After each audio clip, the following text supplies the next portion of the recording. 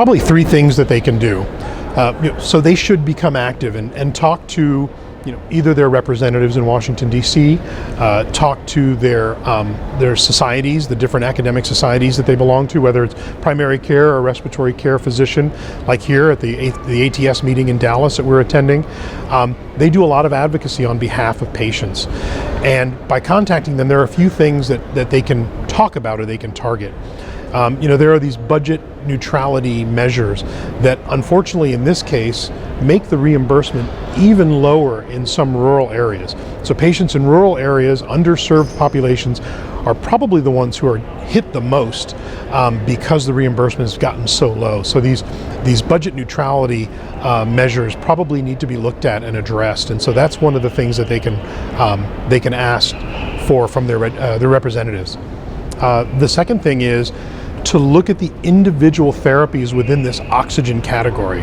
There are a variety of different therapies, and there needs to be a reimbursement for each type of therapy that is rational and makes sense, so that the only thing stopping a patient from getting the treatment and the therapy they deserve is the discussion between them and their healthcare provider.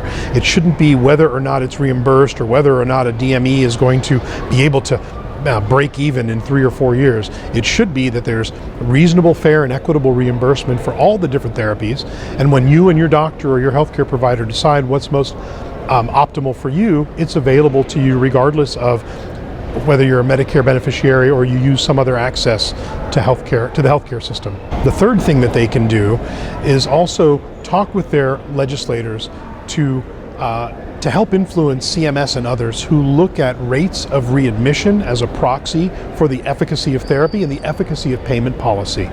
So right now, they mostly look at things like all-cause readmission, which doesn't single out readmission based on respiratory diseases and respiratory complications. To really understand the ramifications of payment policy and the effect it has on the population and the beneficiaries, we really need to be able to see how many patients are being readmitted with complications from diseases like COPD, not just all-cause readmissions. These patients tend to be elderly, they tend to have multiple comorbidities, and we need to be able to understand how the therapy that they're on, the way the policy decisions influence that therapy, lead to the clinical outcomes that are driving these reimbursement decisions. If you're saying they're being readmitted for all different causes and you don't single out the respiratory causes, it's hard to understand how your policy has ramifications for these patients down the road. So those are the things that I would suggest both primary care and respiratory care physicians talk to their representatives, talk to their public policy and advocacy groups within their specialty associations about.